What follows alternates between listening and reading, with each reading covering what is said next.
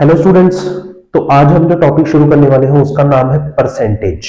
देखिए, ये जो टॉपिक है परसेंटेज, ये हमारे कॉम्पिटिटिव एग्जाम्स का सबसे इंपॉर्टेंट टॉपिक है और this is the very first topic of quantitative aptitude. ठीक है, और ये हम कह सकते हैं कि हमारे नंबर ऑफ चैप्टर्स का एक बेस है। देखिए, अगर हम ये टॉपिक बहुत ही ध्यान से और बहुत ही अच्छे तरीके से समझ लेते हैं तो नंबर ऑफ चैप्टर्स जो है वो इस टॉपिक से रिलेटेड ही होते हैं और वो चैप्टर्स के क्वेश्चंस करना बहुत ही इजी हो जाता है। जैसे फॉर एग्जांपल के तौर पर अगर हमें परसेंटेज अच्छी तरह से आ गया तो परसेंटेज से रिलेटेड चैप्टर है प्रॉफिट एंड लॉस। तो प्रॉफिट एंड लॉस भी जो है वो हम बिल्कुल परसेंटेज के बेस पर ही कर सकते हैं, हमें प्रॉफिट एंड लॉस का कोई भी फॉर्मूला नहीं करना पड़ेगा। Similarly simple interest, similarly discount, compound interest and DI में भी परसेंटेज जो है बहुत ही लार्ज लेवल पर यूज होती है। क्लियर है? तो आज हम जो टॉपिक शुरू करेंगे एक परसेंटेज की सीरीज शुरू करेंगे प्रॉपर। हमने ऑन द अदर हैंड एक नंबर सिस्टम की सीरीज भी शुरू की हुई है, उसको भी हम धीरे धीरे कवर अप करते रहेंगे। और आज हम क्वांट्स का पहला टॉपिक लेकर आ रहे हैं जिसका नाम है परसेंटेज। ठीक है, और परसेंटेज जो आज हम स्टार्ट करेंगे, हम बेसिक कवर अप करेंगे परसेंटेज का। हम छोटे छोटे बहुत ही सिंपल से क्वेश्चन से शुरू करेंगे और एकदम हाई लेवल तक के क्वेश्चन हम इस सीरीज में करवाएंगे और इसके कम से कम 4 और 5 पार्ट तो होंगे। तो हम इसको बहुत ही ध्यान से और बहुत ही डीपली कवर करेंगे। तो आइए देखते हैं परसेंटेज। मान लीजिए अगर मैं आपसे पूछूं कि बताइए परसेंटेज का आखिर मतलब क्या होता है, अगर हम किसी चीज की परसेंटेज निकालते हैं तो आखिर उसका मतलब क्या है। कि जैसे फॉर एग्जांपल मान लीजिए मेरे पास ये मार्कर है, तो मुझे इस मार्कर का 10% निकालना है। मुझे बताना है कि इस मार्कर का 10% कितना होगा। ठीक है, तो देखिए परसेंटेज का यहां पे क्या मतलब होता है। परसेंटेज का मतलब होता है किसी भी चीज का 100 के पीछे भाग, किसी भी चीज का 100 के पीछे भाग। कि यानी अगर किसी भी चीज को अगर मैं 100 इक्वल पार्ट्स में डिवाइड कर दूं, किसी भी चीज को अगर मैं 100 इक्वल पार्ट्स में डिवाइड कर दूं तो उसके मैं कितने भाग लूंगा वही हो जाएगी उस चीज की परसेंटेज। यानी जैसे इस मार्कर का मुझे 10% निकालना है, तो अगर मैं इस मार्कर के 100 इक्वल पार्ट्स कर दूं, बिल्कुल एक जैसे 100 इक्वल पार्ट्स कर दूं और उनमें से 10 अलग कर लूं, उनमें से 10 अलग कर लूं, तो वो क्या हो जाएगा, इस मार्कर का 10% हो जाएगा। सिमिलरली आप में से कई स्टूडेंट के दिमाग में आ रहा होगा, हम ये भी कह सकते हैं कि आप इस मार्कर के 10 इक्वल पार्ट्स कर लीजिए और उनमें से एक निकाल लीजिए, उनमें से एक निकाल लीजिए तो भी वो क्या होगा, 10% ही होगा। क्लियर है? क्योंकि 10% का मतलब होता है 1/10, यानी किसी भी चीज का 10वां हिस्सा। क्लियर है? वो हो जाता है 10%। ठीक है, तो अब अगर हम मैथ्स में बात करें तो मैथ्स में जो है हम चीजों की परसेंटेज तो निकालते नहीं, हम निकालते नंबर्स की परसेंटेज। जैसे मुझसे पूछा गया कि बताइए 10% ऑफ 600 क्या होगा, 10% ऑफ 600 क्या होगा। तो अगर मुझे 600 का 10% निकालना है तो 600 का 10% निकालने के लिए मैं क्या करूंगा, तो मैं सबसे पहले क्या करूंगा, 600 को 100 इक्वल पार्ट्स में डिवाइड कर लूंगा। क्लियर है? 600 को 100 इक्वल पार्ट्स में डिवाइड करने का मतलब मैं 600 को 100 से डिवाइड कर दूंगा। तो अगर मैं 600 को 100 से डिवाइड कर देता हूं तो ये क्या हुआ कि इसके 100 पार्ट बन गए 6 के। क्लियर? और मुझे चाहिए ऐसे 10 पार्ट, तो मैं 10 से इसको मल्टीप्लाई कर दूंगा। तो ये क्या आ गया, 600 का 10%, 600 का 10% यानी 60।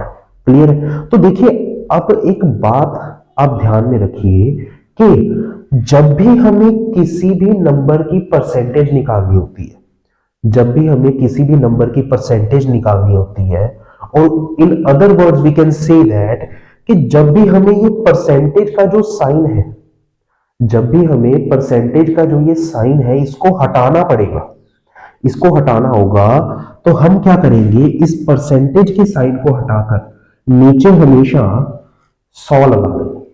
क्लियर है? मैंने क्या किया, इस परसेंटेज के साइन को हटाकर 10 के नीचे लगा दिया 100। और ऑफ का मतलब क्या होता है, मल्टीप्लाई।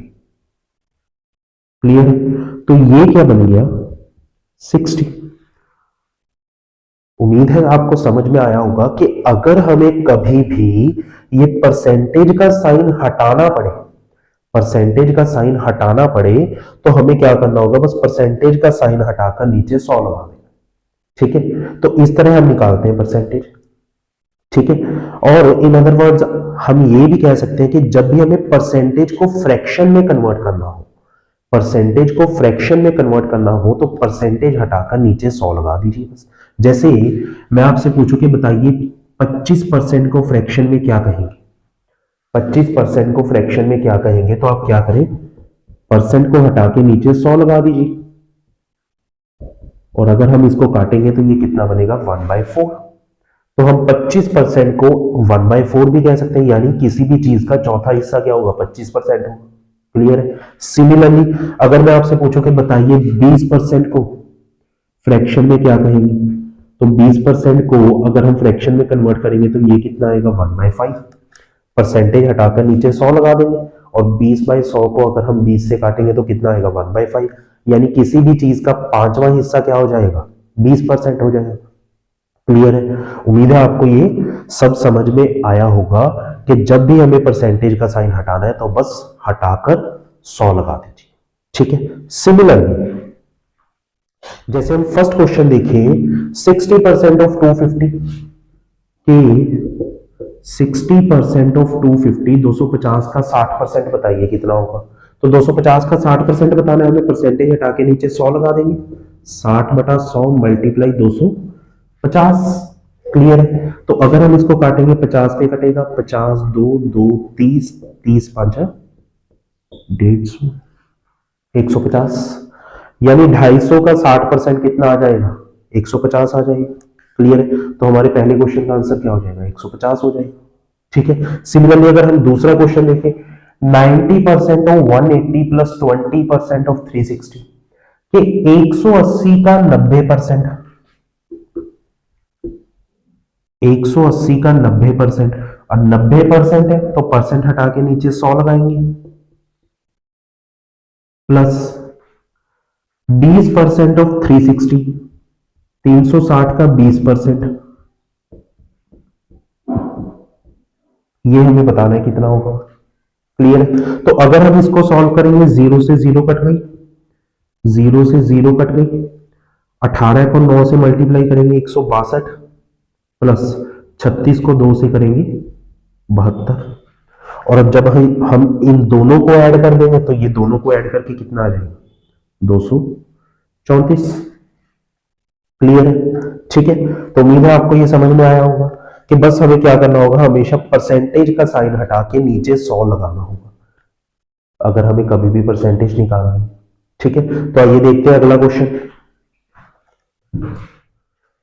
तो नेक्स्ट क्वेश्चन में हमें क्या कह रहा है, x% of 400 is equals to 50% of 160। x% of 400 is equals to 50% of 160। ठीक है, तो हमें यहां पे x की वैल्यू निकालनी है। अब देखिए परसेंटेज हटा के नीचे 100 लगा देंगे, x/100 multiply 400 is equals to 50/100 multiply 160। ठीक है, 2 0 से 2 0 कर देंगे, 50 2 80। ठीक है, अब ये 4 यहां पर आकर डिवाइड हो जाएगा, 80/4 करेंगे तो कितना आ जाएगा, 20, यानी x की वैल्यू हमारे पास कितनी आ गई, 20। क्लियर? ठीक है, तो ये हो गया हमारा थर्ड क्वेश्चन का आंसर, x विल बी 20। ठीक है, तो आइए नेक्स्ट क्वेश्चन देखते हैं। नेक्स्ट क्वेश्चन में हमें क्या करना है, 10% ऑफ 25% ऑफ 480। हमें बताना है कि 480 के 25% का 10% कितना होगा। तो कुछ नहीं करेंगे, परसेंटेज हटा के नीचे 100 लगाएंगे, 10 के नीचे 100 लगाया, 25 के नीचे 100 लगाया, मल्टीप्लाई 480 कर दिया। क्लियर है? तो अब जब हम इसको काटेंगे तो कितने पे जाएगा, ये 12 पे, यानी इसका आंसर क्या आ जाएगा 12।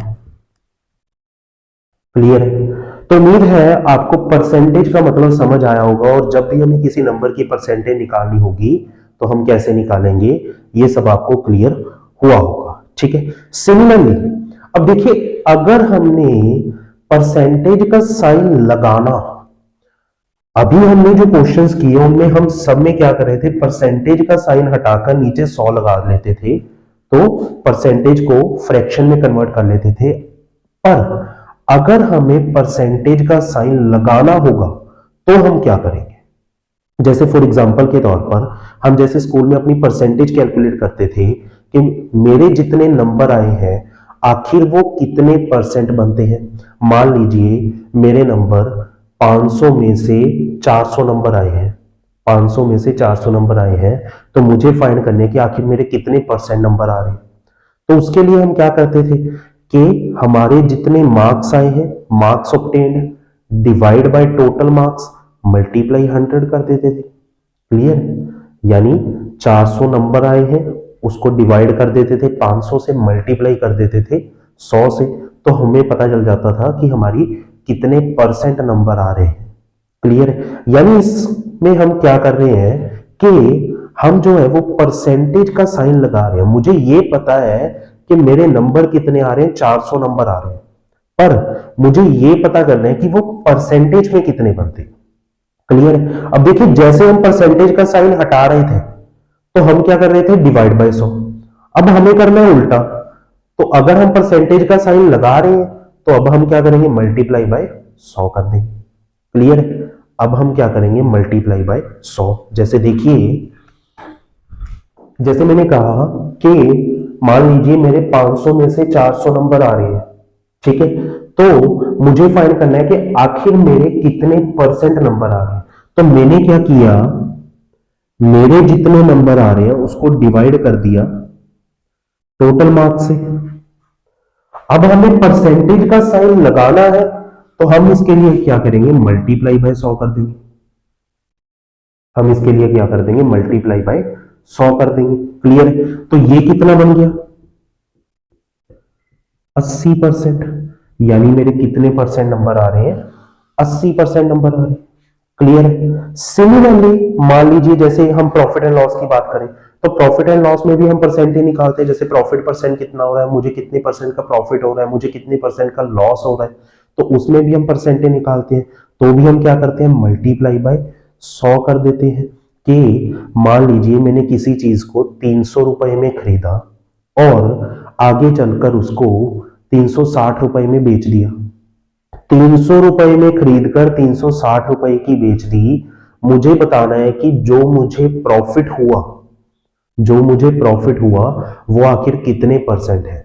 मुझे ये तो पता है कि मुझे कितना प्रॉफिट हुआ, 300 में खरीदकर 360 में बेची, 60 रुपए का प्रॉफिट हुआ, पर मुझे बताना है कि मुझे कितने परसेंट का प्रॉफिट हुआ।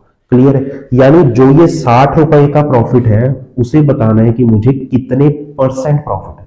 तो मुझे ये 60 की परसेंटेज निकालनी है।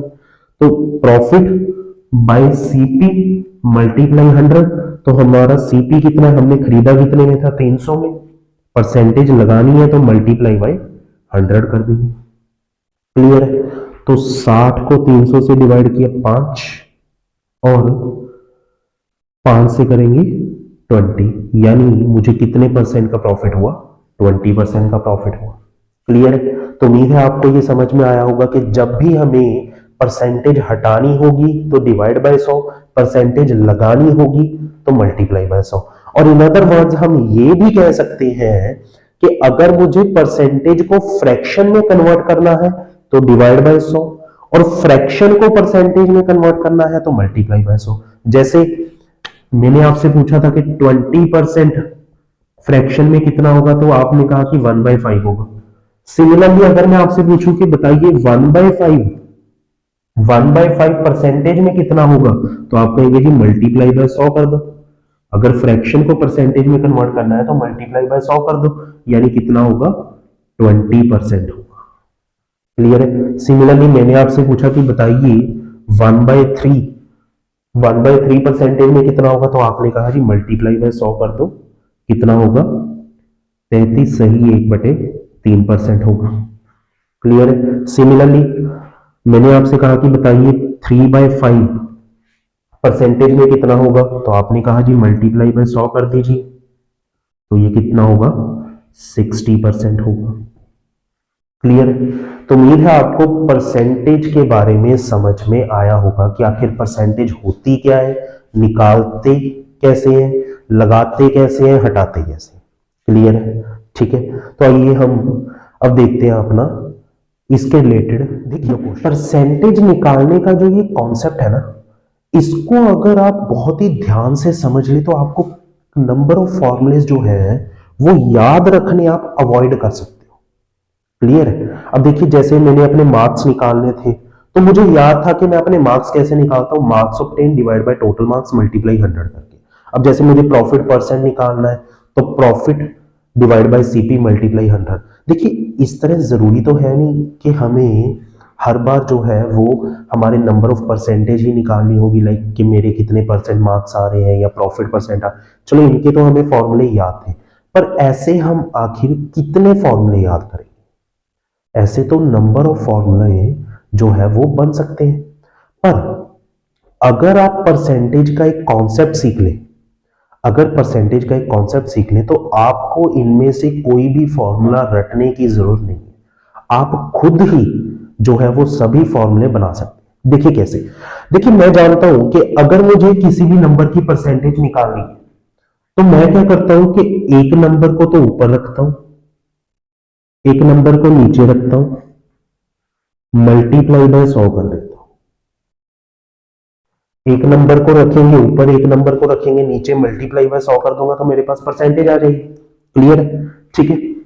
सिमिलरली अगर देखिए आपको ये पता चल जाए कि आपको ऊपर कौन सा नंबर रखना है, नीचे कौन सा नंबर रखना है, ऊपर कौन सा नंबर रखना है, नीचे कौन सा नंबर रखना है, अगर आप ये आइडेंटिफाई कर पाए तो हमें किसी भी फॉर्मूले को याद रखने की जरूरत है ही नहीं, तो हमें किसी भी फॉर्मूले को याद रखने की जरूरत नहीं है।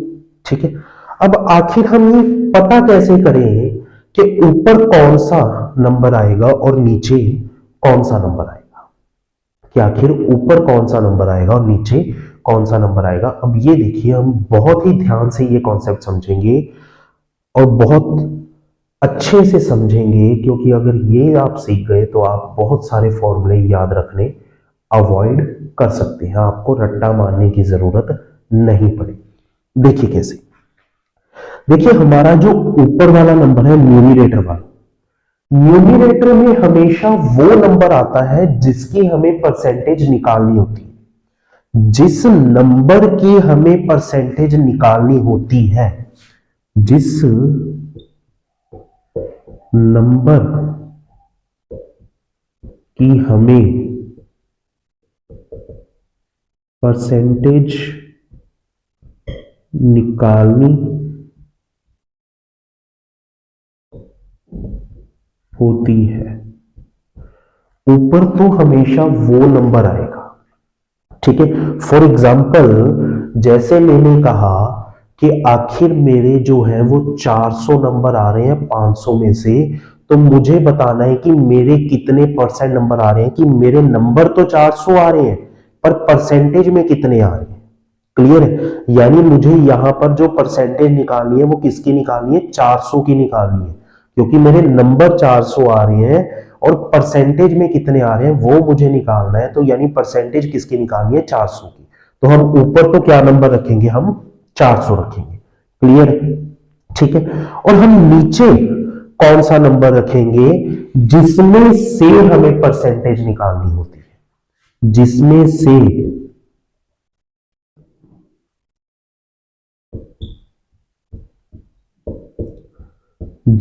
से हमें परसेंटेज निकालनी होती है। ठीक है, देखिए ऊपर तो हमेशा वो नंबर आएगा जिस नंबर की हमें परसेंटेज निकालनी होगी, और नीचे हमेशा वो नंबर आएगा जिस नंबर में से हमें परसेंटेज निकालनी होगी। जैसे मैंने कहा कि मुझे निकालना है 400 नंबर जो है वो कितने परसेंट है किसका, 500 का कितने परसेंट है। तो मुझे 400 की परसेंटेज 500 में से निकालनी है, तो नीचे क्या आएगा कि 500 आएगा। क्लियर है? ठीक है। सिमिलरली देखिए, अच्छा नंबर ऑफ स्टूडेंट्स ये तो पता कर लेते हैं कि आखिर ऊपर कौन सा नंबर आएगा, हमेशा नीचे कंफ्यूजन होती है, हमेशा नीचे कंफ्यूजन होती है। ठीक है, तो हम नीचे जो कंफ्यूजन होती है कि आखिर नीचे हमें कौन सा नंबर रखना है, तो उसके लिए हम क्या ट्रिक अपना सकते हैं कि आप हमेशा अपने आप से क्वेश्चन पूछ के देखिए कि जैसे मान लीजिए मेरे नंबर आ रहे हैं 400 नंबर आ रहे हैं, तो आप अपने आपसे क्वेश्चन पूछिए कि आखिर नंबर आ रहे हैं 400 नंबर आ रहे हैं, कितने में से आ रहे हैं, 400 नंबर आए कितने में से आए। तो इसका जो जवाब आपके अपने आप से आएगा वो क्या आएगा, जो नंबर आपको नीचे रखना होगा। मैंने कहा जी मेरे नंबर आए 400, कितने में से आए, 500 में से आए, तो नीचे नंबर क्या आ जाएगा, 500 आ जाएगा। क्लियर है? तो नंबर आए 400, तो परसेंटेज निकालनी है 400 की, कितने में से आए, 500 में से आए, तो 500 नीचे आ जाएगा, परसेंटेज निकालनी है मल्टीप्लाई बाय 100 कर देंगे। क्लियर है? तो ये क्या आ गया हमारे पास, 80% आ गया। क्लियर? सिमिलरली मान लीजिए हमें फाइंड करना है कि बताइए ये नंबर जो है, एक नंबर दूसरे नंबर से कितने परसेंट ज्यादा है। क्लियर है? तो हम क्या देखेंगे कि आखिर कितना ज्यादा है, ठीक है, उसको हम ऊपर रखेंगे, और किसमें से ज्यादा है वो हम नीचे रखेंगे। अगर सिमिलरली मान लीजिए हमसे उल्टा पूछ रहा है कि बताइए पहला नंबर दूसरे नंबर से कितने परसेंट कम है, तो हम देखेंगे कितना कम है, किसमें से कम है। क्लियर? देखिए कैसे है,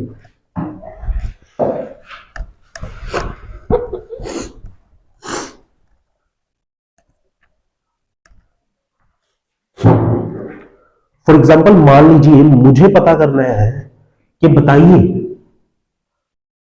4 5 से कितने परसेंट कम है। 4 जो नंबर है वो 5 से कितने परसेंट कम है।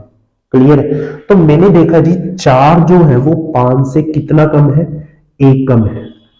मुझे बताना है कितने परसेंट कम है, यानी ये जो 1 कम है मुझे बताना है कितने परसेंट कम है, यानी इस 1 की मुझे परसेंटेज निकालनी है। तो नो डाउट सबको पता है कि जो ऊपर नंबर आएगा वो तो 1 ही आएगा, बट यहां पर स्टूडेंट्स नीचे कंफ्यूज हो जाते हैं कि नीचे मुझे 4 रखना चाहिए कि 5 रखना चाहिए। नीचे आखिर जो मुझे नंबर रखना है वो 4 रखना है कि 5 रखना है। क्लियर? तो अब देखिए हमसे क्वेश्चन क्या पूछा गया कि बताइए 4 5 से कितने परसेंट कम है।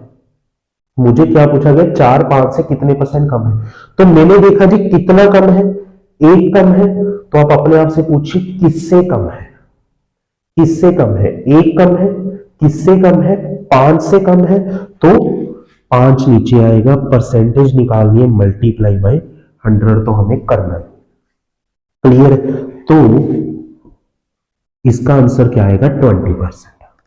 क्लियर? देखिए मान लीजिए सिमिलरली इसी क्वेश्चन को उल्टा करके पूछा होता, बताइए कि 5 जो है वो 4 से कितने परसेंट ज्यादा है। 5 जो है वो 4 से कितने परसेंट ज्यादा है, तो मैंने देखा जी 5 4 से कितना ज्यादा है, 1 ज्यादा है। तो नो डाउट मुझे ये तो पता है कि ऊपर तो 1 ही आएगा, मुझे ये तो पता है कि ऊपर 1 ही आएगा, पर नीचे 4 आएगा या 5 आएगा, वो हम कैसे पता करेंगे कि कितना ज्यादा है और किससे ज्यादा है। किससे ज्यादा है, 4 से 1 ज्यादा है, तो नीचे क्या आएगा, इस बार 4 आएगा, और परसेंटेज निकालनी है तो मल्टीप्लाई बाय 100 कर देंगे, यानी ये 25% ज्यादा है। क्लियर है? ठीक है। सिमिलरली मान लीजिए मुझसे पूछा होता कि बताइए 4 5 का कितना परसेंट है, 4 5 का कितना परसेंट है, तो मुझे क्या कह रहे हैं, 4 5 का कितना परसेंट है। क्लियर है? यानी 4 की परसेंटेज निकालनी है, किसका कितना परसेंट है, 5 का कितना परसेंट है, तो 5 क्या है, नीचे आ जाएगा, मल्टीप्लाई बाय कर देंगे 100 से। ठीक है, यानी ये कितना बन जाएगा हमारा, 80%। क्लियर है? तो उम्मीद है आपको ये सब समझ में आया होगा कि अगर मुझे कभी भी परसेंटेज निकालनी है तो मुझे किस नंबर को ऊपर रखना है, किस नंबर को नीचे रखना है। अच्छा, अब आप कहेंगे कि इससे हमारे किस फॉर्मूले पे फर्क पड़ा, कि आखिर ऐसे कौन से फॉर्मूले हैं जो मुझे याद रखने की जरूरत नहीं है। जैसे पहले तो आप मार्क्स का ही फॉर्मूला कह लेते हैं। जैसे मैंने कहा था कि मुझे अपने परसेंटेज ऑफ मार्क्स निकालने हैं। फॉर एग्जांपल मार्क्स चेंज कर लेते हैं। जैसे मान लीजिए मेरे नंबर आए हैं 360 आउट ऑफ 600, कि मेरे 600 में से 360 नंबर आ रहे हैं। मुझे बताना है कि आखिर मेरे कितने परसेंट नंबर आ रहे हैं। क्लियर है? तो 360 नंबर आ रहे हैं, मुझे बताना है कितने परसेंट आ रहे हैं। तो 360 की परसेंटेज निकालनी। 360 आ रहे हैं, किस में से आ रहे हैं? 600 में से आ रहे हैं, और परसेंटेज निकालनी है तो मल्टीप्लाई बाय 100 कर देंगे। क्लियर है? यानी मेरे कितने परसेंट नंबर आ रहे हैं? 60% नंबर आ रहे हैं। क्लियर है? सिमिलरली मान लीजिए अगर हम प्रॉफिट एंड लॉस वाले चैप्टर की बात करें, तो प्रॉफिट एंड लॉस वाले चैप्टर में हम क्या करते हैं? प्रॉफिट एंड लॉस वाले चैप्टर में जैसे मान लीजिए मुझे निकालना है प्रॉफिट परसेंट, ठीक है? तो मैंने कहा मैंने कोई चीज 350 रुपए में खरीदी, मैंने कोई चीज 350 रुपए में खरीदी और उसको 400 रुपए में बेच दिया। 350 की खरीद के 400 रुपए में बेच दिया। बताओ मुझे कितने परसेंट का प्रॉफिट हो रहा है? बताओ मुझे कितने परसेंट का प्रॉफिट हो रहा है? तो मैंने देखा जी 350 की खरीदी, 400 में बेच दी, तो मुझे फायदा कितना हो रहा है? 50 रुपए का फायदा हो रहा है। मैंने बढ़ा के बेची है, 50 रुपए बढ़ा के बेची है, तो मुझे बताना है मुझे कितने परसेंट का फायदा हो रहा है। क्लियर है? यानी इस 50 की तो परसेंटेज निकालनी है। क्लियर है? 50 रुपए बढ़ाकर बेची, किससे बढ़ाकर बेची है? किससे बढ़ाकर बेची है? 350 से बढ़ाकर बेची है, तो 350 तो नीचे आ जाएगा। परसेंटेज निकालनी है मल्टीप्लाई बाय 100। क्लियर है? तो अब हम इसको काटेंगे तो ये कितना बनेगा? 100/7, और उसको अगर हम फर्दर सॉल्व करेंगे तो 14 सही 2/7%, यानी 14 सही 2/7% का मुझे प्रॉफिट हो रहा है। क्लियर है? सिमिलरली मान लीजिए अगर हम डिस्काउंट वाले चैप्टर की बात करें कि डिस्काउंट में ये कैसे काम आ सकता है? डिस्काउंट परसेंटेज निकालने में, डिस्काउंट परसेंटेज निकालने में मान लीजिए किसी चीज का प्राइस था 500 रुपए और दुकानदार ने उसको बेच दिया 450 रुपए। 500 रुपए की चीज दुकानदार ने 450 रुपए में बेच दी। मुझे बताना है कि दुकानदार ने आखिर कितने परसेंट का डिस्काउंट दिया। क्लियर? तो देखिए 500 की चीज थी, उसने बेची 450 की। 500 की चीज उसने बेची 450 की, यानी उसने कितना डिस्काउंट दिया? 50 रुपए का। यानी नो डाउट ऊपर तो आएगा 50। क्लियर? अब देखना नीचे क्या आएगा। अब देखिए उसने 500 की चीज 450 में बेची, 50 रुपए कम किए। किससे कम किए? 500 से कम किए, तो 500 नीचे आ जाएगा, और परसेंटेज निकालनी है तो मल्टीप्लाई बाय 100, यानी 10% का उसने डिस्काउंट दिया। क्लियर? तो उम्मीद है आपको ये समझ में आया होगा कि अगर आप ये दो नंबर किसी तरीके से फाइंड कर लेते हैं, और कैसे फाइंड करने वो भी मैंने आपको बताया, कि अगर आप ये दो नंबर फाइंड कर लेते हैं तो आपको कोई भी परसेंटेज का फॉर्मूला याद रखने की जरूरत नहीं पड़ेगी। सब के सब फॉर्मूले आप खुद ब खुद बना सकते हैं। अब देखिए यहाँ पे मैंने कौन सा आपको बताया कि डिस्काउंट परसेंट का फॉर्मूला क्या होता है। भले ही आपको पता भी हो, पर हमने यहाँ पे देखा तो नहीं कि आखिर डिस्काउंट परसेंट का फॉर्मूला क्या होता है। सिमिलरली यहाँ पे प्रॉफिट परसेंट का कोई भी फॉर्मूला हमने नहीं किया। ठीक है? सिमिलरली आगे इससे रिलेटेड जितने भी फॉर्मूले होते हैं वो हमें कोई भी याद रखने की जरूरत नहीं पड़ेगी। बस आप ये कॉन्सेप्ट जो है वो सीख लीजिए।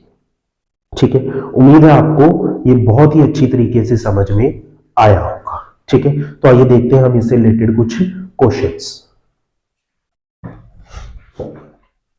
अब जैसे हमारा पहला क्वेश्चन है 4 इज व्हाट परसेंट ऑफ 400, कि 400 का कितने परसेंट है?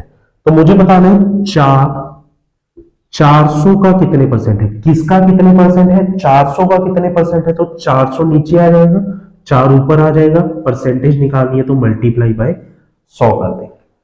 क्लियर? तो 2 0 कैंसिल, 4 से 4 कट गया, यानी कितना आ गया 1%। तो ये हो गया हमारा पहले क्वेश्चन का आंसर। क्लियर है? ठीक है। सिमिलरली नेक्स्ट क्वेश्चन देखिए। तो अब जैसे हम अपना नेक्स्ट क्वेश्चन देखिए, 0.1 इज व्हाट परसेंट ऑफ 0.01। हमें बताना है कि 0.01 का किसका कितना परसेंट है, 0.01 का कितना परसेंट है। क्लियर? तो इसको सॉल्व करेंगे। तो अब देखिए यहां पर अगर हम पॉइंट को सॉल्व करेंगे तो इसके बाद पॉइंट के बाद एक टर्म है, यहां पर पॉइंट के बाद दो टर्म है, तो कटिंग करने के बाद यहां नीचे पॉइंट के बाद एक टर्म रह जाएगी, तो ये क्या बनेगा, इसका पॉइंट हटा के हम नीचे 10 लगाएंगे और 10 ऊपर जाकर मल्टीप्लाई हो जाएगा, यानी यहां पे एक बचा, यहां पे एक बचा और 100, और नीचे जो एक पॉइंट बचा था उसका 10 ऊपर जाकर मल्टीप्लाई हो जाएगा, यानी ये कितना आएगा 1000%। क्लियर? तो 0.1 का कितना परसेंट है, 1000% है। क्लियर है? उम्मीद है आपको ये समझ में आया होगा। तो आइए देखते हैं next question. What is he saying, 20 meter is what percent of 2 kilometer. 20 meter 2 kilometer का कितना परसेंट है, 20 मीटर किसका कितना परसेंट है, 2 किलोमीटर का, तो 2 किलोमीटर नीचे आएगा, 20 मीटर ऊपर आएगा। परसेंटेज निकालनी है, मल्टीप्लाई बाय 100। अब देखिए परसेंटेज में एक बात जो है वो आपको याद रखनी पड़ेगी कि जो भी आप न्यूमरेटर और डिनोमिनेटर में जो भी नंबर रखते हैं उनके यूनिट्स जो है वो हमेशा सेम होने चाहिए। उनके यूनिट्स जो है वो हमेशा ही सेम होने चाहिए। क्लियर है? अब जैसे यहां पे मीटर है और यहां पे किलोमीटर है, तो यहां पे जो यूनिट्स है वो अलग अलग है। या तो आप इसको मीटर में कन्वर्ट कर लो या आप इसको किलोमीटर में कन्वर्ट कर लो। आप किस यूनिट में कन्वर्ट करते हैं वो मैटर नहीं करता, पर यूनिट जो है वो सेम होने चाहिए, चाहे दोनों को मीटर में करो, चाहे दोनों को किलोमीटर में करो, चाहे मिलीमीटर में करो, सेंटीमीटर में करो, doesn't matter, per unit same करो। क्लियर? अब जैसे मैं चाहे इसको किलोमीटर से मीटर बनाऊं, तो मुझे किलोमीटर से मीटर बनाने के लिए क्या करना पड़ेगा, 1000 से मल्टीप्लाई करना पड़ेगा, और अगर मैं मीटर को किलोमीटर में कन्वर्ट करता हूं तो 1000 से डिवाइड करना पड़ेगा। तो दोनों केसेस में नीचे 1000 आएगा। क्लियर? अगर मैंने 2 किलोमीटर को मीटर में किया तो ये कितना बन गया, 2000 मीटर मल्टीप्लाई 100। ठीक है? तो 3 0 तो हमारी कैंसिल हो गई, 2 से 2 कैंसिल हो गए, यानी कितना आया 1%। क्लियर? तो इसका आंसर हमारा क्या हो जाएगा, 1%। उम्मीद है आपको समझ में आया होगा। तो आइए देखते हैं अपना अगला क्वेश्चन। देखिए नेक्स्ट क्वेश्चन में हमें क्या कह रहा है, 60 पैसे is what percent of 50 rupees. 60 पैसे 50 रुपए का कितना परसेंट है, 60 पैसे 50 रुपए का, किसका, 50 रुपए का। तो 50 रुपए तो नीचे आएंगे, 60 पैसे ऊपर आएंगे, और परसेंटेज निकालनी है तो मल्टीप्लाई बाय 100 कर देंगे। ठीक है? तो 60 पैसे 50 रुपए है, इसको भी हमें पैसे में कन्वर्ट करना पड़ेगा, या इसको आप रुपीज में कन्वर्ट कर लीजिए। ठीक है? तो रुपीज को पैसे में कन्वर्ट करने के लिए 1 रुपए में 100 पैसे, तो 50 रुपए में कितने पैसे हो जाएंगे, मल्टीप्लाई बाय 100। क्लियर है? तो 100 से 100 कट जाएगा, 0 से 0 कट जाएगा, और 6/5 यानी 1.2%। क्लियर है? यानी 60 पैसे 50 रुपए का कितना परसेंट होगा, 1.2% होगा। तो उम्मीद है आपको ये समझ में आया होगा। ठीक है? ठीक है जी। तो ये जो है हमारा परसेंटेज का बेसिक था, उम्मीद है आपको इसका बेसिक जो है वो बहुत ही अच्छे तरीके से समझ। देखिए स्टूडेंट्स, अब हम पढ़ेंगे कुछ फिक्स परसेंटेजेस के बारे में, क्योंकि ये जो परसेंटेज होती है वो एग्जाम में बिल्कुल एज इट इज ही आ जाती है। इसलिए हम इन परसेंटेज को, अगर हमें पता हो कि इन परसेंटेज को अगर मैं फ्रैक्शन में कन्वर्ट करूं तो कितना बनेगा, तो हमें क्वेश्चन करने में बहुत आसानी हो जाती है, हमारा क्वेश्चन जो है वो जल्दी हो जाता है। ठीक है? तो देखिए जैसे हमारी पहली फिक्स परसेंटेज है 100%। 100% को अगर मैं फ्रैक्शन में कन्वर्ट करूं तो ये कितना होता है, 1 होता है। क्लियर है। 50% को अगर फ्रैक्शन में कन्वर्ट करें, अब देखिए परसेंटेज को फ्रैक्शन में कैसे कन्वर्ट करते हैं वो मैं आपको पहले ही बता चुका हूं कि परसेंटेज हटाकर आप उसको 100 से डिवाइड कर दीजिए।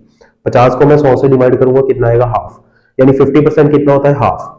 33 1/3% कितना होता है, 1/3।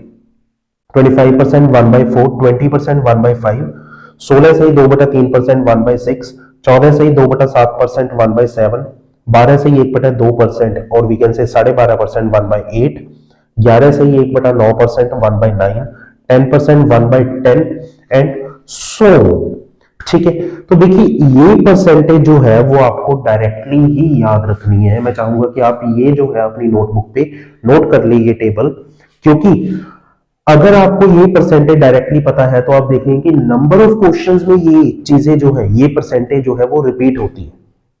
ठीक है, आगे हम नंबर ऑफ क्वेश्चंस करेंगे भी इससे रिलेटेड जो एग्जाम में आ चुके हैं, तो इसलिए हम इन परसेंटेजेस को डायरेक्टली याद रखें। देखिए जैसे मुझे कहीं दिया हो कि मुझे निकालना है 6 सही 2/3% ऑफ 900, कि 900 का 6 सही 2/3% निकालें। अब देखिए अगर हमें नहीं आती वैसे तो फिर हम ऐसा करते कि 6 × 18 और 2 20/3% बनता, और फिर परसेंटेज को हटाकर डिवाइड बाय 100 होता और हम उसको सॉल्व करते। पर हमने पढ़ा है कि 6 सही 2/3% जो है वो किसकी इक्वल होता है, 1/15 की। क्लियर है, यानी मुझे निकालना क्या है, 900 का 1/15 निकालना है। 900 का 1/15 और ये कितना हो जाएगा, 60। क्लियर है। सिमिलरली मान लीजिए मुझे आ जाता है कि फाइंड 9 सही 1/11% ऑफ 330, कि 330 का 9 सही 1/11% निकाले। तो 330 का 9 सही 1/11% निकालना, मुझे पता है कि 9 सही 1/11% जो है वो किसके इक्वल होता है, 1/11 के। यानी मुझे निकालना क्या है, 330 का 1/11 निकालना। क्लियर, और ये कितना हो जाएगा, 30 के। ठीक है, तो ऐसे जो है ये परसेंटेजेस हम यूज करेंगे और ये फिक्स परसेंटेजेस है, एग्जाम में बिल्कुल एज इट इज ही आती है। ठीक है, अच्छा इसमें कई बार एग्जामिनर जो खेल खेल जाता है वो क्या खेल जाता है, वो इन परसेंटेजेस को मिक्स फ्रैक्शन में ना देकर आपको पॉइंट्स में दे देगा। वो क्या करेगा कि आपको ये मिक्स फ्रैक्शन में ना देकर 33 सही 1/3% या 16 सही 2/3% ना देकर वो क्या कहेगा आपको कि 33.33%, 16.66%, 14.28%। ठीक है, जैसे एग्जामिनर ने मुझसे पूछ लिया कि बताइए 16.67% ऑफ 16.67% ऑफ 360 कितना होगा, 16.67% ऑफ 360। ठीक है, अब देखिए अगर मैं इसको, मुझे फिक्स परसेंटेजेस के बारे में नहीं पता तो मैं इसको सॉल्व करना चाहूं तो मैं इसको सॉल्व कर ही नहीं पाऊंगा, मैं एक प्रॉपर आंसर निकाल ही नहीं पाऊंगा। क्यों, क्योंकि देखिए इन्होंने क्या दिया है, 16.67%। अब परसेंटेज को हटा के मैं डिवाइड बाय 100 करूंगा, ठीक है, और पॉइंट को हटा के डिवाइड बाय 100 एक और आ जाएगा, तो यानी इसके नीचे क्या आ गया, 10,000 आ गया। 1667 बाय, ये क्या बन जाएगा, 1667 बाय 10,000 मल्टीप्लाई 360, ये बनेगा। अब देखिए मुझे दिख रहा है कि ये कट तो रहा नहीं, ये डिवाइड तो होगा नहीं, इसका मतलब इसका आंसर जो है वो पॉइंट्स में निकलेगा। क्लियर है, इसका आंसर जो है वो पॉइंट्स में निकलेगा। पर अगर मुझे पता हो कि ये जो 16.67% है ये कुछ नहीं बल्कि है क्या, 16 सही 2/3% है। ये है क्या, 16 सही 2/3%। क्लियर है, और 16 सही 2/3% मैं जानता हूं किसके इक्वल होता है, 1/6 के इक्वल, 1/6 के इक्वल, और 1/6 into 360 which will be equals to 60, यानी इसका आंसर क्या आना था, 60 आना था। एग्जामिनर ने आपके साथ खेल क्या खेला कि उसने ये जो 2/3% है, 2/3%, अब देखिए अगर मैं 2 को 3 से डिवाइड करता हूं तो ये आता कितना है 0.6666 सोन, ये चलता रहता है 0.666 सोन, ये चलता रहता है। और हम जानते हैं कि हम इसको अप्रोक्सीमेटली क्या लिख लेते हैं, या तो 0.66% ही लिख देते हैं या 0.67 लिख देते हैं। क्लियर है? तो एग्जामिनर ने बस यही किया कि इस 2/3 की जगह पर उसने आपको 0.67% दे दिया। और ये जो 0.67% है ये कोई प्रॉपर वैल्यू तो है नहीं, क्योंकि प्रॉपर वैल्यू तो क्या है 16.666 एंड सो, ये परसेंटेज है।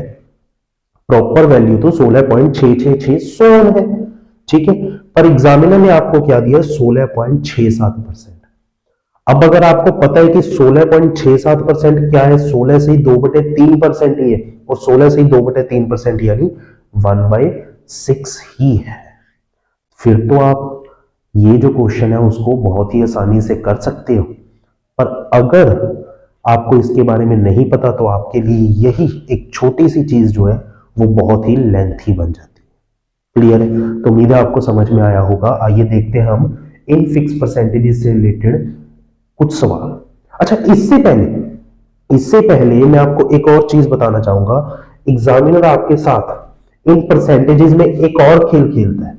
वो खेल क्या खेल, इसके अलावा एग्जामिनर आपके साथ इन परसेंटेजेस में, इन फिक्स परसेंटेजेस में एक और खेल क्या खेल लेता है कि वो आपसे ये नहीं पूछेगा बताइए 9 सही 1/11%, 9 सही 1/11% ऑफ 220 कितना होगा। आपसे ये नहीं पूछा उसने, आपसे पूछा क्या कि बताइए 27 सही 3/11% ऑफ 220 क्या होगा। 27 सही 3/11% ऑफ 220 क्या होगा। ठीक है, अब आप कहेंगे जी हमने तो ये परसेंटेज पढ़ी नहीं, हम अगर हमें ये दी होती 9 से 1/11%, ये तो हमें पता है कि 1/11 के इक्वल है, पर हमें दे दी 27 सही 3/11। पर अगर आप इस परसेंटेज को ध्यान से देखें, ये परसेंटेज भी जो है वो इससे ही बनी है कि अगर मैं ये जो परसेंट है इसको 3 से मल्टीप्लाई कर दूं, इसको अगर मैं 3 से मल्टीप्लाई कर दूं तो ये कितना बन जाएगा, 9 ये 27, 1 into 3 3, यानी ये कितना बन जाएगा 27 सही 3/11 है। यानी ये जो परसेंट है जो हमारी 9 सही 1/11% विच इज इक्वल्स टू 1/11 है, इसी का थर्ड मल्टीपल है, इसी का थर्ड मल्टीपल है। क्लियर है? यानी इन्होंने क्या किया, इसको 3 से मल्टीप्लाई कर दिया, तो हम 1/11 को भी 3 से मल्टीप्लाई कर देंगे, यानी ये क्या बन जाएगा 27 सही 3/11%, और इधर क्या बन जाएगा 3/11। क्लियर है? यानी ये क्या है, ये कुछ और नहीं बल्कि 3/11 के इक्वल है, क्योंकि इन्होंने परसेंटेज को 3 से मल्टीप्लाई कर दिया, हमने फ्रैक्शन को 3 से मल्टीप्लाई कर दिया। ठीक है, और अगर आप इसको सॉल्व भी करके देखेंगे तो ये किसके इक्वल आएगा, 3/11 के ही इक्वल आएगा। यानी हमें निकालना क्या है, 220 का 3/11 निकालना है, और ये हम जानते हैं कि किसके इक्वल आएगा, 60 के। ठीक है, तो उम्मीद है आपको ये समझ में आया होगा। अब आइए देखते हैं हम इन फिक्स परसेंटेजेस से जुड़े कुछ क्वेश्चंस। ठीक है, तो ध्यान से समझेंगे। देखिए, तो देखिए हमारा फर्स्ट क्वेश्चन, 16 से 2/3% ऑफ 480, 480 का 16 से 2/3%। अब मुझे पता है कि 16 से 2/3% कितना होता है, 1/6, तो 480 का 1/6 निकालना है बस हमें, यानी ये कितना आ जाएगा 80। तो हमारे पहले क्वेश्चन का आंसर क्या हो जाएगा 80। नेक्स्ट, 8 सही 1/3% ऑफ 9600, मुझे निकालना है 9600 का 8 सही 1/3%। और मुझे पता है कि 8 से 1/3% किसके इक्वल होता है, 1/12 के इक्वल होता है। तो 1/12 और हम इसको काटेंगे तो ये कितना आएगा 800। तो इस क्वेश्चन का आंसर क्या हो जाएगा 800। आइए नेक्स्ट देखते हैं।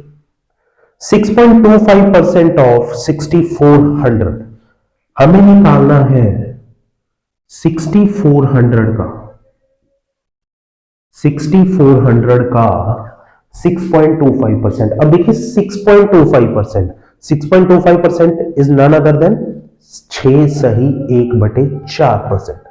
और 6 सही 1/4% क्या होता है 1/16 है, 1/16 है।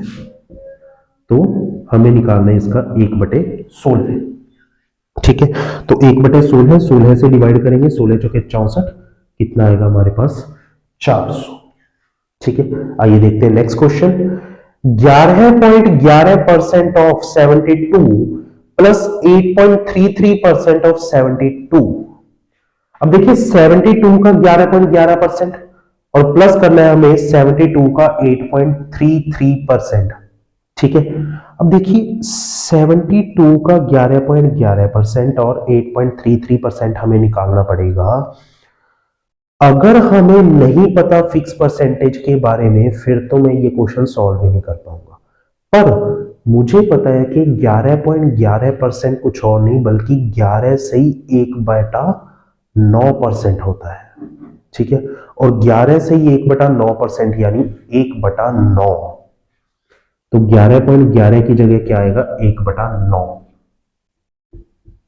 Of 72 plus similarly 8.33% is none other than 8 सही 1/3%, क्योंकि 1/3 को अगर हम डिवाइड करते हैं 1 को 3 से डिवाइड करें तो 0.333 आ जाता है, और हम उसको अप्रोक्सीमेटली क्या लिख लेते हैं 0.33% ही लिख लेते हैं।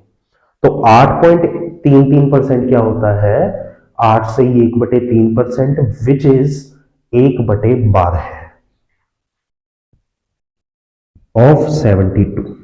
ठीक है, तो 9 को 8 से डिवाइड कर देंगे और 12 6 72 और 8 और 6 14, यानी इसका आंसर क्या हो जाएगा 14।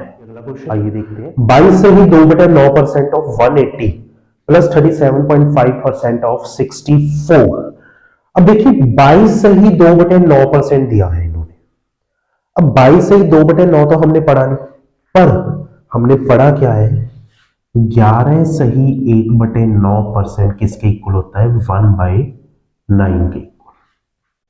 और अगर मैं इसी परसेंटेज को 2 से मल्टीप्लाई कर दूं तो 2 से मल्टीप्लाई करने पर ये क्या बनेगा 22 सही 2/9% और ये क्या बनेगा 2/9, यानी 22 सही 2/9% कुछ और नहीं बल्कि किसके इक्वल होता है 2/9 के इक्वल होता है। क्लियर है, तो हमें निकालना क्या है 2/9 ऑफ 180 प्लस 37.5% ऑफ 64। अब 37.5% भी नहीं हमने पढ़ा, पर हमने पढ़ा क्या है 12.5%, 12.5%। और 12.5% को अगर मैं 3 से मल्टीप्लाई करूं तो ये कितना होता है 37.5%। 12 3 36.5 को करेंगे तो 1.5, 36 प्लस 1.5 कितना हो गया 37.5%। क्लियर है, तो 37.5% कैसे बना 12.5 को 3 से मल्टीप्लाई करने पर, और 12.5% होता कितना है 1/8, तो 37.5% क्या बन जाएगा इसका 3 गुना यानी 3/8। क्लियर है, तो 37.5% की जगह क्या लिखेंगे 3/8 ऑफ 64, और ये 8 से कट जाएगा और ये 20 से कट जाएगा, तो ये कितना आएगा 40 प्लस 24 यानी 64 will be the right answer. तो उम्मीद है आपको ये फिक्स परसेंटेजेस जो है वो सभी समझ में आई होगी। ठीक है, तो आइए देखते हैं हम अगला कॉन्सेप्ट। तो आइए स्टूडेंट्स अब हम देखते हैं परसेंटेज का नेक्स्ट कॉन्सेप्ट, और इस कॉन्सेप्ट में हम क्या समझेंगे देखिए जैसे हमें मान लीजिए क्वेश्चन में कहा गया हो कि a number is increased by 20%, a number is increased by 20%। तो देखिए ये लाइन पढ़ते ही पहली बात हमारे दिमाग में आती है कि अगर मैंने किसी नंबर को 20% बढ़ा दिया, यानी अगर वो नंबर 100 था तो 120 हो गया। अगर मैंने किसी नंबर को 20% बढ़ा दिया, इसका मतलब अगर वो नंबर 100 था तो वो कितना हो गया, अब 120 हो गया। क्लियर है? अब देखिए हमने नंबर क्या माना, 100। ठीक है, कि अगर वो नंबर 100 था तो 120 हो गया। तो देखिए 100 और 120 जो है वो एक्चुअल वैल्यूज नहीं है। 100 और 120 तो हम मान के चल रहे हैं कि अगर वो नंबर 100 होगा तो 120 हो गया होगा। क्लियर है? अच्छा, अगर मैं चाहूं कि मैं 100 और 120 की जगह कोई छोटा नंबर कंसीडर करूं, 100 और 120 की जगह कोई छोटा नंबर कंसीडर करूं, देखिए 100 भी तो हम अपनी ओर से ही मान रहे हैं, तो अगर हमें मानना ही है तो हम कुछ भी नंबर मान सकते हैं, जरूरी तो है नहीं कि 100 माने। ठीक है, पर अगर मैं चाहूं कि मैं छोटे से छोटा नंबर क्या कंसीडर करूं कि मेरी कहीं भी फ्रैक्शन या पॉइंट्स ना बने, तो मैं 100 और 120 की जगह पे क्या कह सकता हूं, मैं इनकी रेशियो भी ले सकता हूं। और इनकी रेशियो क्या आएगी, दोनों 20 पे कट जाएंगे, यानी क्या आ जाएगी, 5:6। तो 100 और 120 की जगह ये भी कह सकता हूं मैं कि अगर वो नंबर 5 है तो 20% बढ़ाने पे वो कितना हो गया, 6 हो गया। क्लियर है कि अगर वो नंबर 5 है तो वो 20% बढ़ाने पे वो कितना हो गया, 6 हो गया। यानी 100 और 120 की जगह मैं केवल 5 और 6 भी लेकर चल सकता हूं। क्लियर है? 100 और 120 की जगह 5 और 6 भी लेकर चल सकता हूं। अच्छा, 100 और 120 में दिक्कत क्या है, मैं क्यों चाहता हूं कि मैं 5 और 6 लेकर चलूं? 100 और 120 में दिक्कत वैसे कोई नहीं है, आंसर जो है वो आपका 100 और 120 से भी बिल्कुल सही आएगा।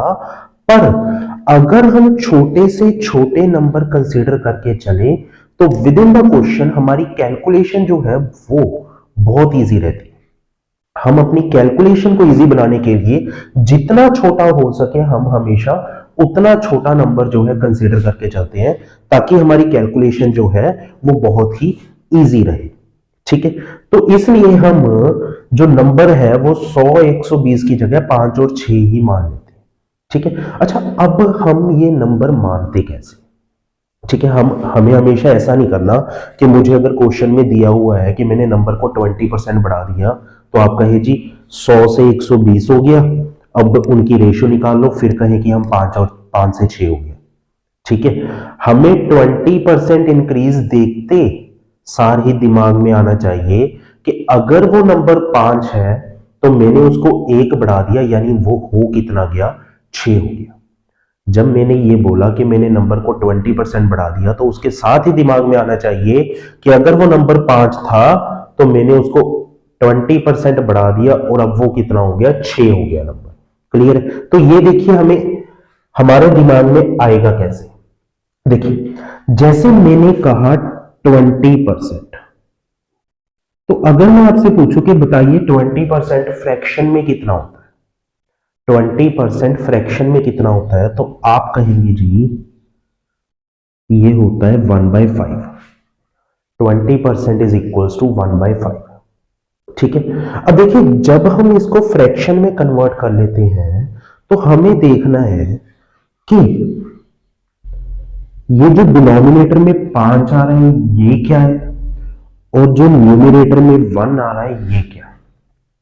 ठीक है, तो इसमें हम न्यूमरेटर और डिनोमिनेटर देखिए हमेशा कैसे चेक करेंगे, ध्यान से समझिएगा, बहुत इंपॉर्टेंट कंसेप्ट है, आपके आने वाले सभी चैप्टर्स में ये जो है वो कॉन्सेप्ट यूज होगा। ठीक है, तो बहुत ही ध्यान से समझना कि देखिए जो हमारा डिनोमिनेटर होता है ना, जब भी हम किसी परसेंटेज को फ्रैक्शन में कन्वर्ट करते हैं तो जो हमारा डिनोमिनेटर होता है वो डिनोमिनेटर क्या होता है कि जिस भी नंबर की ये परसेंटेज होती है, जो हम परसेंटेज कंसीडर करके चल रहे हैं, वो जिस भी नंबर की परसेंटेज होती है वही नंबर जो है वो हमारे डिनोमिनेटर को डिनोट करता है। क्लियर है? तो अगर हमें डिनोमिनेटर देखना है कि क्या है तो हम ये देखेंगे कि ये जो 20% है, आखिर ये 20% है किसका, 20% है किसका। ठीक है। अब जैसे मैंने कहा कि मैंने नंबर को 20% बढ़ा दिया, नंबर को 20% बढ़ा दिया, यानी जितना नंबर था उसका 20% बढ़ा दिया, यानी किसका 20%? नंबर का 20%। तो नीचे वाला हमारा क्या हो जाएगा? नंबर हो जाएगा। क्लियर है? यानी नीचे वाली वैल्यू हमारी क्या शो करेगी? जिसकी भी परसेंटेज होगी, जिसकी भी परसेंटेज होगी, कि जो हम परसेंटेज कंसीडर कर रहे हैं वो आखिर किसकी परसेंटेज है, हमें ये पता चल जाए तो नीचे वाला नंबर हम वही कंसीडर करेंगे। ठीक है। अब बात आती है न्यूमरेटर कि आखिर न्यूमरेटर में क्या होता है। और न्यूमरेटर में होता है कि आखिर जो ये परसेंटेज है, ये परसेंटेज है क्या, कि आखिर ये कौन सी परसेंटेज है। ठीक है, ये परसेंटेज हमें कह क्या रही है। जैसे मैंने कहा कि नंबर को 20% इंक्रीज करो, नंबर को क्या करो? 20% इंक्रीज करो। ठीक है, यानी ये 20% क्या है कि मैं जितना नंबर को इंक्रीज कर रहा हूं, 20% क्या है? इंक्रीज है। 20% क्या है? इंक्रीज है। तो ऊपर वाला क्या हो जाएगा? इंक्रीज हो जाएगा। तो ऊपर वाली न्यूमरेटर हमें क्या शो करता है कि ये परसेंटेज, जो ये परसेंटेज है, जो ये परसेंटेज है, ठीक है। तो हमारा न्यूमरेटर हमेशा क्या होता है कि जो भी ये परसेंटेज होगी, जैसे इसने कहा 20% इंक्रीज किया, तो ऊपर वाला क्या हो जाएगा? इंक्रीज। और नीचे वाला क्या होता है? जिसकी भी ये परसेंटेज होगी, ये 20% है किसका?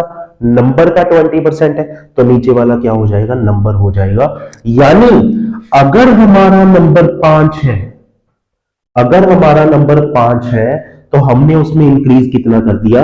1 इंक्रीज कर दिया। और अब वो नंबर कितना हो गया बढ़ाने के बाद? 6 हो गया। क्लियर है कि अगर हमारा नंबर 5 है तो हमने उसमें कितना इंक्रीज कर दिया? 1 का इंक्रीज कर दिया। और अब वो नंबर क्या हो गया? 6 हो गया। क्लियर है? ठीक है, तो उम्मीद है आपको ये समझ में आया होगा। देखिए, ये जो कॉन्सेप्ट है हमारे आगे आने वाले सभी चैप्टर्स में यूज होगा। जैसे हम फॉर एग्जांपल के तौर पे प्रॉफिट एंड लॉस की बात करें, ठीक है।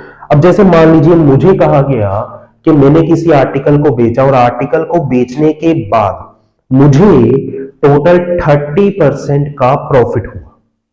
किसी आर्टिकल को बेचने के बाद मुझे 30% का प्रॉफिट हुआ।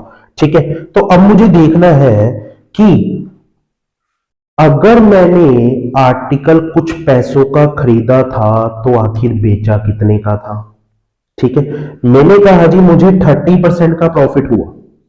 मैंने 30% को फ्रैक्शन में कन्वर्ट किया, 30/100 काट कर कितना आ जाएगा? 3/10। काट कर कितना आ जाएगा? 3/10।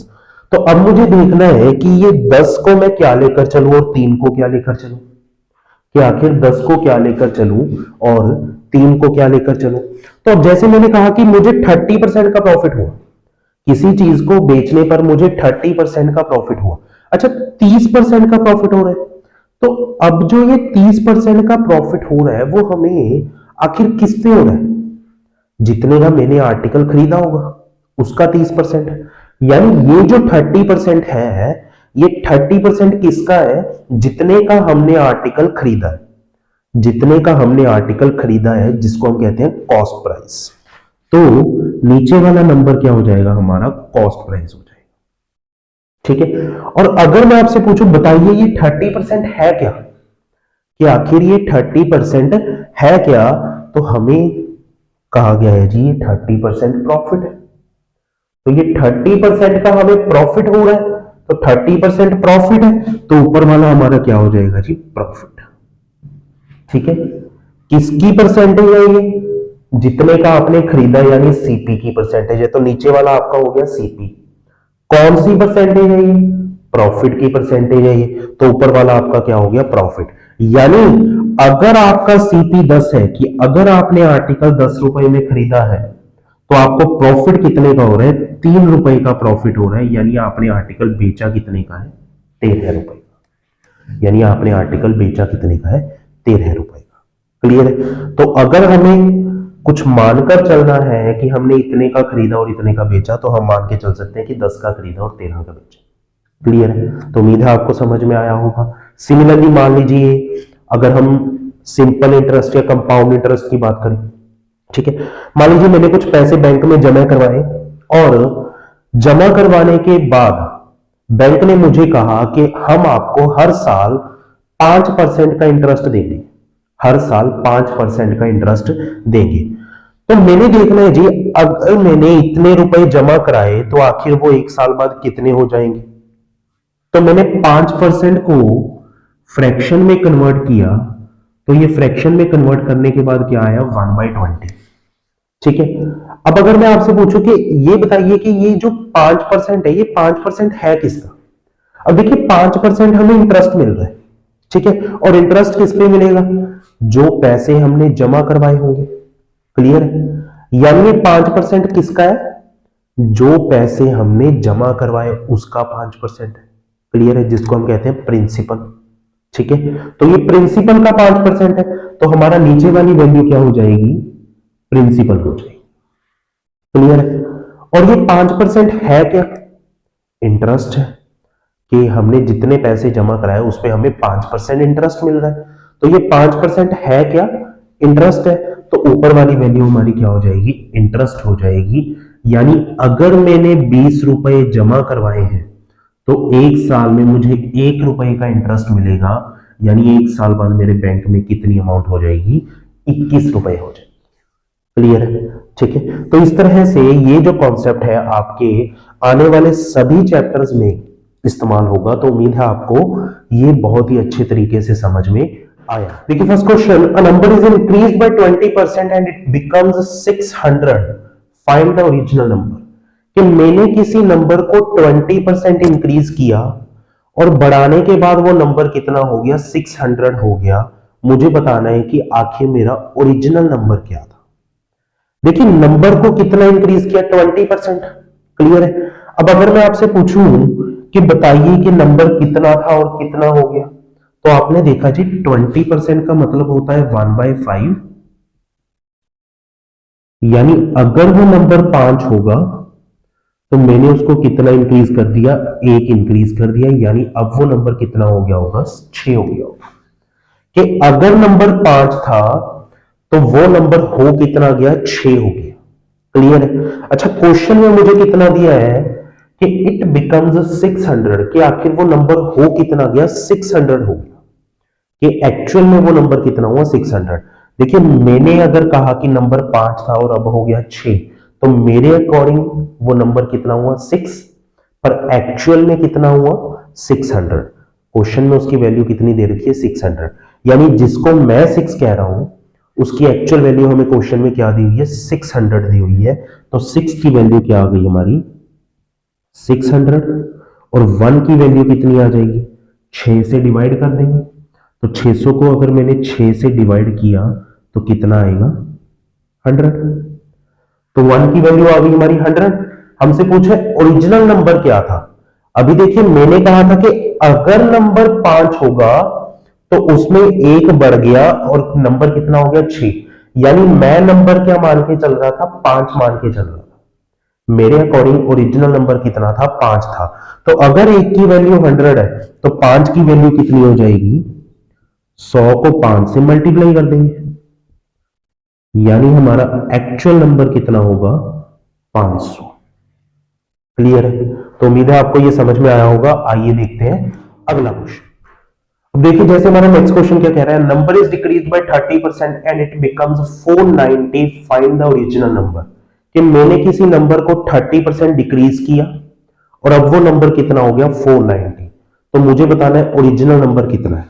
ठीक है, अच्छा देखिए नंबर को हमने 30% डिक्रीज किया, तो 30% डिक्रीज करने का मतलब अगर मैं इसको फ्रैक्शन में कन्वर्ट करूं 3/10, यानी अगर वो नंबर 10 है तो मैंने उसको 3 कम कर दिया, तो वो नंबर कितना रह गया, 7। कि अगर नंबर 10 था तो उसमें से 3 कम कर दिया और नंबर कितना रह गया, 7। ठीक है, अच्छा मेरे अकॉर्डिंग तो वो नंबर 7 रह गया, पर क्वेश्चन में हमें क्या कह रहा है कि वो नंबर कितना रह गया, 490। क्लियर है?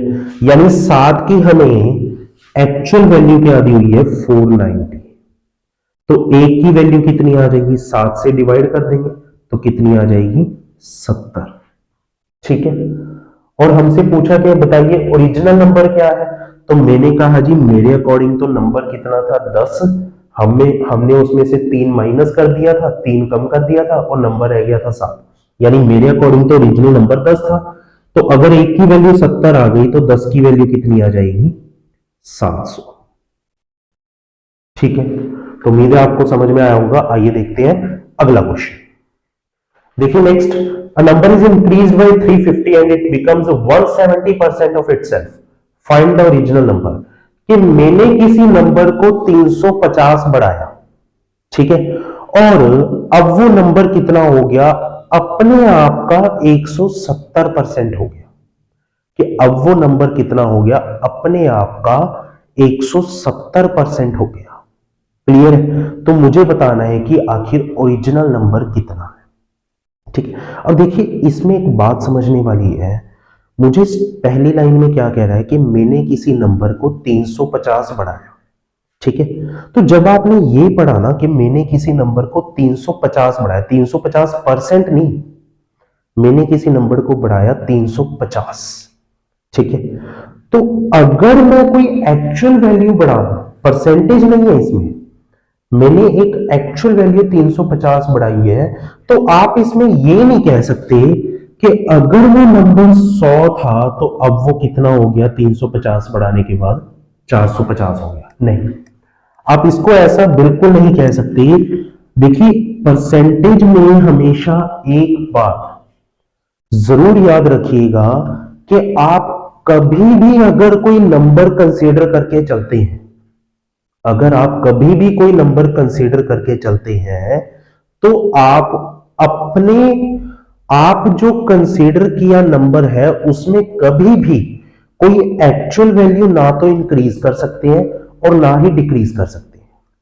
ठीक है, कि अगर आपने कोई नंबर माना, जैसे मैंने माना कि नंबर है मेरा 100, तो इस 100 में मैं कभी भी कोई एक्चुअल वैल्यू ना तो मैं इसमें इंक्रीज कर सकता हूं और ना ही मैं डिक्रीज कर सकता हूं।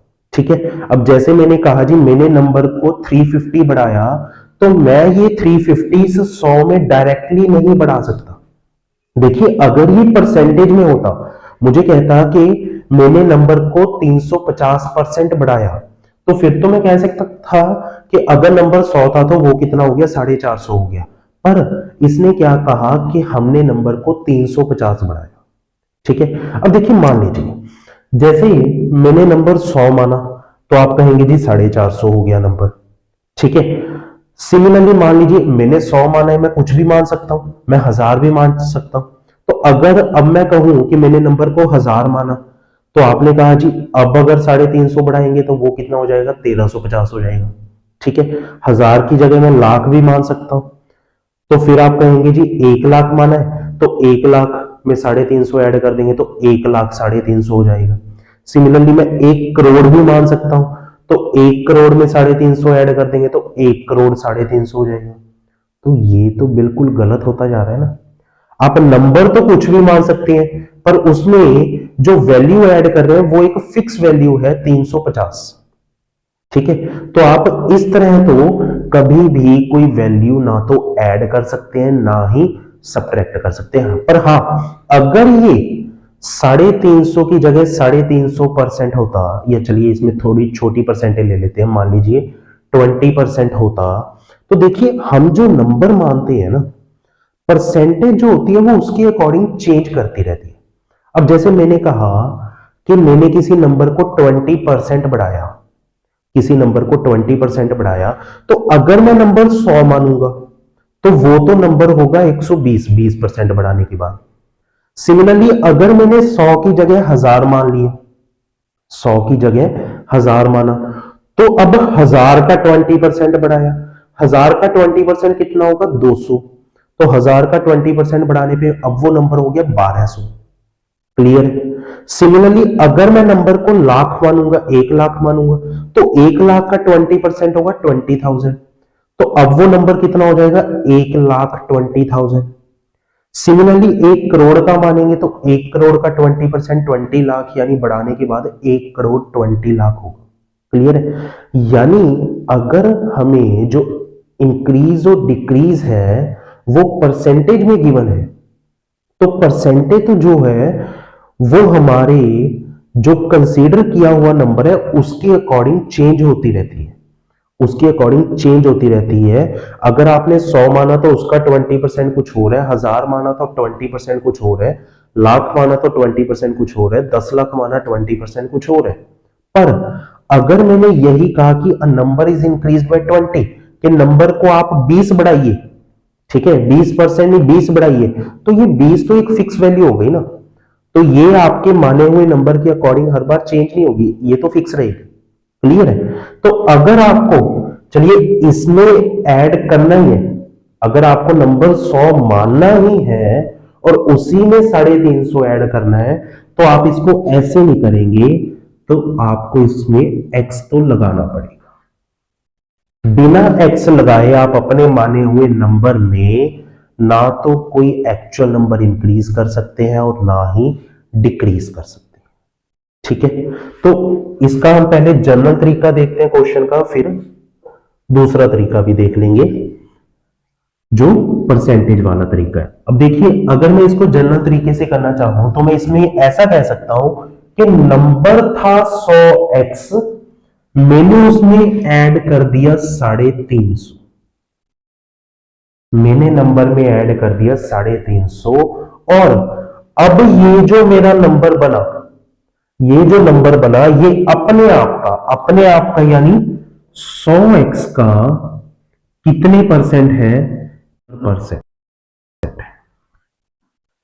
कि नंबर था 100x, उसमें 350 बढ़ा दिया, और अब जो मेरा नंबर बना दैट इज 170% ऑफ इटसेल्फ, कि वो अपने आप का कितना हो गया, 170%। तो यहां से हम x की वैल्यू निकाल सकते हैं। तो अगर मैं यहां से x की वैल्यू निकालूंगा तो देखिए, परसेंटेज हटा के नीचे 100 आ जाएगा और 100 से 100 कट जाएगा, ठीक है, और यहां पे कितना बचा, 170x, और 100x वहां पर जाकर माइनस हो जाएगा, 100x वहां पर जाकर माइनस हो जाएगा, तो यहां पे रह गया 350, 100x वहां पे जाके माइनस हुआ, 170x माइनस 100x यानी कितना बचा, 70x, और x की वैल्यू हमारे पास कितनी आ जाएगी, 70 यहां पर आकर डिवाइड हो जाएगा तो x की वैल्यू आएगी 5। क्लियर है? तो हमसे पूछा ओरिजिनल नंबर कितना है, तो x की वैल्यू 5 आ गई, तो हम ओरिजिनल नंबर क्या मान के चल रहे हैं, 100x, तो x की वैल्यू 5, तो 100x की वैल्यू 500 हो जाएगी। ठीक है, तो ये हमारा नंबर निकल के आ जाएगा। अब देखिए, वैसे तो हमें अगर ऐड करना ही है तो 100x की जगह अकेला x भी मान सकते हैं, तो उसमें भी कोई दिक्कत नहीं थी। ठीक है, बस कहने का मतलब ये था कि अगर आपको अपने कंसीडर किए हुए नंबर में कुछ ऐड करना है, कोई एक्चुअल वैल्यू ऐड करनी है, तो आपको x तो लगाना पड़ेगा। ठीक है, अब बिना x के ये क्वेश्चन कैसे किया जा सकता है, बिना x के देखिए कैसे किया जा सकता है। अब देखिए, पहली लाइन में इसने कहा कि नंबर इज इंक्रीज्ड बाय 350, कि नंबर को मैंने 350 बढ़ाया। ठीक है, तो यहां पर जो 350 बढ़ाया वो तो मैं x के बिना नहीं कर सकता, पर अगली लाइन में इसने क्या कहा, इट बिकम्स 170% ऑफ इटसेल्फ, कि ये जो नंबर है वो अपने आप का 170% हो गया, कि ये जो नंबर है वो अपने आप का 170% हो गया, तो 170% हो गया, तो यहां से मैं कुछ ना कुछ नंबर कंसीडर कर सकता हूं कि 170% यानी 17/10, कि अगर वो नंबर 10 था तो अब कितना हो गया, 17 हो गया, कि अगर वो नंबर 10 था तो बढ़ाने के बाद कितना हो गया, 17 हो गया। क्लियर है? कि अगर वो नंबर 10 था तो अब कितना हो गया, 17। ठीक है, कि अगर नंबर 10 था तो अब 17 हो गया। तो अगर मैं देखूं कि मेरे अकॉर्डिंग मैंने नंबर को कितना बढ़ाया, 7, मैंने नंबर को बढ़ाया 7, और एक्चुअल में कितना बढ़ाया था, 350, यानी 7 की एक्चुअल वैल्यू हमें क्या दी है, 350 दी है। तो 1 की वैल्यू कितनी आ जाएगी, 7 से डिवाइड कर देंगे 50। और हमसे पूछा है ओरिजिनल नंबर, तो ओरिजिनल नंबर मैं क्या मान के चल रहा था, 10। तो 1 की वैल्यू 50 है, तो 10 की वैल्यू कितनी आ जाएगी, 500। तो उम्मीद है आपको ये पूरा कॉन्सेप्ट जो है वो अच्छे तरीके से समझ में आया होगा। आइए देखते हैं इसी तरह का एक और क्वेश्चन। तो आइए देखते हैं हमारा नेक्स्ट क्वेश्चन। तो अगले क्वेश्चन में हमें क्या कह रहा है, number is decreased bye 40, it becomes 1/3 of itself, find the original number. कि मैंने किसी नंबर को 40 घटाया और 40 घटाने के बाद वो नंबर अपने आप का 1/3 रह गया। ठीक है, अब इसमें भी देखिए क्या कह रहा है कि मैंने नंबर को 40 घटाया। तो अगर आप कोई ना कोई नंबर मान के चलेंगे अपनी ओर से, तो उसमें से अगर आपको 40 घटाना है तो एक्स लगाना पड़ेगा। पर अगली लाइन में हमें क्या कह रहा है कि वो नंबर कितना रह गया, अपने आप का 1/3 रह गया। तो देखिए इस बार हमें डायरेक्ट फ्रैक्शन ही दे दी, हमें परसेंटेज नहीं दी, क्योंकि परसेंटेज को भी हम बाद में फ्रैक्शन में भी कन्वर्ट करते थे। इस बार हमें पहले ही फ्रैक्शन दे दी। क्लियर है? तो इस फ्रैक्शन का क्या मतलब हुआ कि वो नंबर अपने आप का 1/3 रह गया। यानी अगर वो नंबर 3 था तो वो नंबर रह कितना गया, 1 रह गया। कि अगर वो नंबर 3 था तो अब वो कितना रह गया, 1 रह गया। कि ओरिजिनल नंबर मेरा 3 था, घटाने के बाद कितना रह गया, 1 रह गया। तो अगर मैं देखूं मेरे अकॉर्डिंग वो नंबर कितना घटाया गया, 2 घटाया गया। पर क्वेश्चन में कितना कह रहे हैं, 40 घटाया, तो 2 की वैल्यू 40 दी हुई है। तो 1 की वैल्यू हमारे पास कितनी आ जाएगी, 2 से डिवाइड कर देंगे, 20 आ जाएगी। ठीक है, मुझसे पूछा है कि ओरिजिनल नंबर कितना था। मैंने कहा जी नंबर 3 था, तो रह कितना गया, 1 रह गया। यानी मैं तो 3 मान के चल रहा हूं, तो 1 की वैल्यू 20, तो 3 की वैल्यू कितनी आ जाएगी, 60। ठीक है, तो उम्मीद है आपको ये जो कॉन्सेप्ट है वो अच्छी तरीके से समझ में आया। तो आइए स्टूडेंट्स, अब हम देखते हैं अपना next question. A number is increased by 25%. To get back to the original number, the increased number must be decreased by। कि मैंने किसी नंबर को 25% इंक्रीज कर दिया। अब मुझे अगर उसी नंबर पे वापिस आना है तो मुझे अपने बढ़े हुए नंबर को कितने परसेंट घटाना होगा। अब देखिए, अब जैसे ये क्वेश्चन है, तो इस क्वेश्चन में इसका आंसर 25% तो बिल्कुल नहीं होगा। कि अगर हम कहें कि मैंने नंबर को क्या किया, 25% इंक्रीज कर दिया, तो अब अगर मुझे वापस ओरिजिनल नंबर चाहिए तो आप 25% डिक्रीज कर दो, नहीं, ये क्या होगा, बिल्कुल गलत होगा। ठीक है, वो देखिए कैसे, कि जब हमने 25% इंक्रीज किया था, जब हमने 25% इंक्रीज किया था, तो हमारा जो ओरिजिनल नंबर था उसका 25% इंक्रीज किया था। पर जब अब मैं डिक्रीज कर रहा हूं, तो अब मैं जो हमारा इंक्रीज्ड नंबर है, इंक्रीज नंबर का कुछ परसेंट डिक्रीज कर रहा हूं, तो वो भी जो है 25% तो नहीं होगा। अब देखिए इसका आंसर होगा क्या, कि जैसे मैंने कहा कि मैंने नंबर को 25% इंक्रीज कर दिया, तो 25% इंक्रीज करने का मतलब क्या हुआ, कि अगर नंबर 4 था तो मैंने उसको 1 इंक्रीज कर दिया, यानी नंबर कितना हो गया, 5। कि अगर नंबर 4 था तो मैंने उसको 1 इंक्रीज कर दिया, यानी अब नंबर कितना हो गया, हमारा 5 हो गया। और अब क्या कह रहा है कि अब बताइए, अगर 5 से वापस मुझे 4 चाहिए, मुझे वापस ओरिजिनल नंबर चाहिए, तो 5 को कितने परसेंट घटाऊं। तो मैंने कहा जी अगर 5 से आपको 4 बनाना है तो आप कितना घटा दीजिए, 1 कम कर दीजिए। आप 1 कम कर दीजिए, किससे कम कर दीजिए, 5 से कम कर दीजिए। तो नीचे क्या आएगा, 5, ऊपर क्या आएगा, 1, परसेंटेज निकालिए, मल्टीप्लाई बाय 100। ठीक है, यानी आंसर क्या आएगा आपका, 20%। कि अगर आपने 25% बढ़ाया है, तो अब आप अपने बढ़े हुए नंबर को 20% कम कर दीजिए, तो आपका ओरिजिनल नंबर वापस आ जाएगा। देखिए कैसे हुआ ये, कि जब आप बढ़ा रहे थे 25%, तब तो आपने 4 का 25% बढ़ाया था। ठीक है, तो 4 का 25% क्या आया था, 1 आया था। ठीक है, पर अब जब आप घटा रहे हैं तो आप 5 का घटा रहे हैं। क्लियर है? तो अब आप 5 को घटा रहे हैं और 5 का कितना घटाना पड़ेगा आपको? 20% घटाना पड़ेगा, क्योंकि 5 का 20% कितना होगा? 1। तो आपने 1 बढ़ाया था, 1 घटा दिया। क्लियर है? यानी आपको कितना घटाना पड़ेगा? 20%। सिमिलरली एक और क्वेश्चन लेते हैं हम इसी तरीके का। देखिए, जैसे हमें नेक्स्ट क्वेश्चन में कह रहा है कि the salary of an employee has been decreased by 30%। To get back to the original salary the salary must be increased by, कि इंप्लॉइज की सैलरी जो है वो 30% कम कर दी गई।